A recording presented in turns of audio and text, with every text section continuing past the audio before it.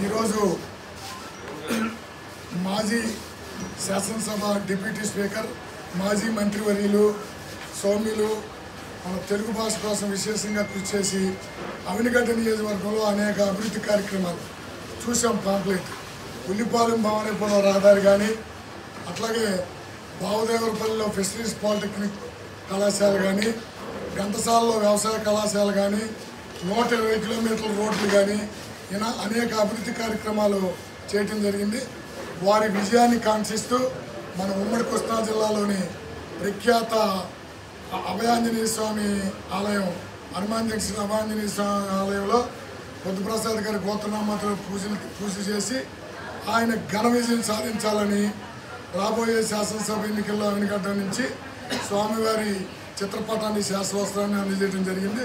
ముఖ్యంగా ఈరోజు అభివృద్ధి జరిగింది అంటే అవినిగడ్డ నియోజకవర్గంలో బుద్ధప్రసాద్ గారి హయాంలోనూ జరిగింది.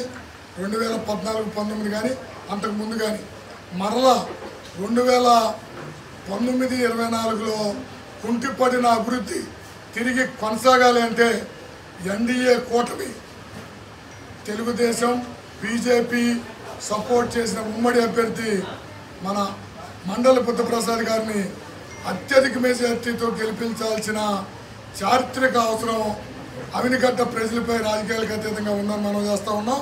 అట్లాగే ఇవాళ మన పార్లమెంట్ అభ్యర్థి బాలశౌరి గారు కానీ, అట్లాగే మన బుద్ధప్రసాద్ గారు కానీ మంచి మెజార్టీతో గెలవాలి.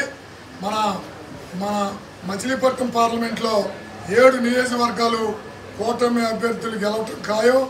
రాబోయే శాసనసభ ఎన్నికల్లో మన ఉమ్మడి కూటమి ఏదైతే ఉందో చంద్రబాబు నాయుడు గారి దశ నిర్దేశంతో, పవర్ స్టార్ పవన్ కళ్యాణ్ గారి గుండె ధైర్యంతో, నరేంద్ర మోడీ గారి సూచనలతో ఎట్టి పరిస్థితిలో ఆంధ్రప్రదేశ్లో ఎన్డీఏ కూటమి విజయదుంది మోగించడం ఖాయం. రాబోయే కాలంలో బుద్ధప్రసాద్ గారు మంచి ఉన్నత స్థానంలో ఉండాలని ఆ అభయాంజనేయ స్వామిని కోరుకుంటూ ముగిస్తా ఉన్నాం.